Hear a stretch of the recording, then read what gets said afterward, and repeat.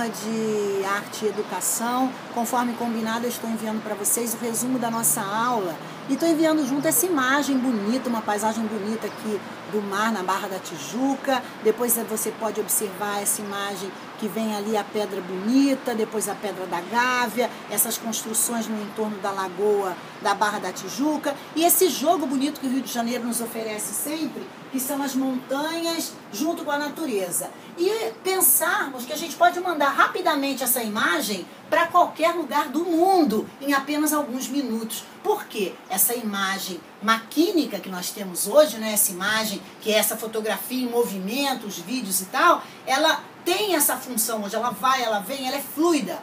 Só que não foi sempre assim, foi o que vimos na nossa aula. Então eu vou passar rapidamente alguns períodos que foram vistos com uma função mesmo de revisão. Então, a primeira, vamos dizer assim, posição, função que a imagem teve na civilização foi uma função ritual. Nós vamos encontrar essa função lá no Homem da Caverna, vamos encontrar de novo entre os egípcios nas suas pirâmides. O Homem da Caverna colocava lá suas inscrições, usando seu sangue, usando todo o material que ele achava, ele inscrevia nas cavernas, ele desenhava nas cavernas a sua experiência com os animais. E por que tinha essa dimensão ritual que a gente diz? Porque ele acreditava sinceramente que se estivesse ali, teria algum efeito sobre a realidade. Esse ritual significava atrair algumas forças que então ele pegaria seus animais, assim como para os egípcios, o rei dentro da caverna, aquele corpo conservado, e a caverna não, né? A pirâmide toda decorada com fórmulas, etc., serviriam para que a alma do rei se mantivesse viva. Então, são funções rituais que a gente vai encontrar,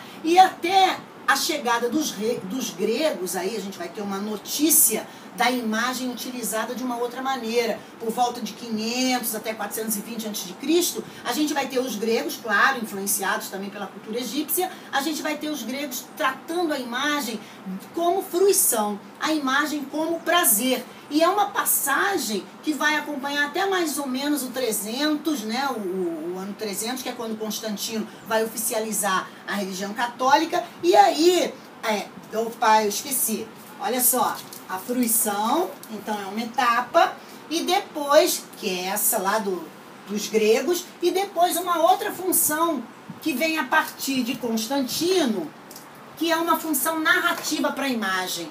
O que significa essa função narrativa para a imagem, como vimos lá na nossa aula e relembrando? Na verdade, quando a religião cristã se torna oficial, se torna poder, há um interesse em catequizar, um interesse em divulgá-la e etc. Mas não tem a escrita, não tem a leitura, a população não dá conta disso. Então a imagem ganha, dentro do Estado que Constantino agrega à igreja, uma função narrativa. Era através das imagens que era contada toda a doutrina cristã para as pessoas. E isso nós vamos ver culminar por volta do século XIII, quando nós vamos encontrar uma visão, vamos dizer assim, um momento em que se tem uma visão celestial da imagem. Então a imagem que era narrativa passa a anunciar, por volta do século XIII, uma imagem do céu, da vida eterna, da vida do depois. E aí uma outra função aqui para a imagem. E vamos andando assim, vamos dar um pulo na história, como fizemos na nossa aula, né? Porque aqui só estamos resumindo. Nós vamos encontrar a fotografia, lembrando a vocês, por volta do 1800, a fotografia vai acontecer, e com a fotografia toda a história da imagem vai dar um salto, vai ter uma revolução. Por quê? Porque nessa época aqui do século XIII, essa visão celestial, a imagem está a serviço de retratar o real, um real desejado. Depois, o céu, os anjos, nas igrejas a gente vai encontrar os retratos, as pinturas de retrato da nobreza. Então, a imagem tinha um desafio de trazer o real para o gráfico, para esse desenho. Com a fotografia, olha o que acontece, nós trabalhamos bastante na nossa aula. Acontece que a imagem fica com uma outra função. Ora, eu não preciso mais tratar a realidade. Então eu posso voltar para o lugar da arte, eu posso voltar, a arte pode retomar o lugar da livre expressão, a arte pode novamente fazer as pazes com a fruição e com o prazer. Voltando, só que a fotografia vem caminhando, com outras tecnologias associadas ao som, nós vamos ter o cinema, a fotografia começa a ficar em movimento, e aí o que nós vimos, que é onde nós queremos entrar finalmente, é que essa fotografia trazida para o ciberespaço assume novas características. Característica de fluidez, características de muita rapidez, característica de banalidade.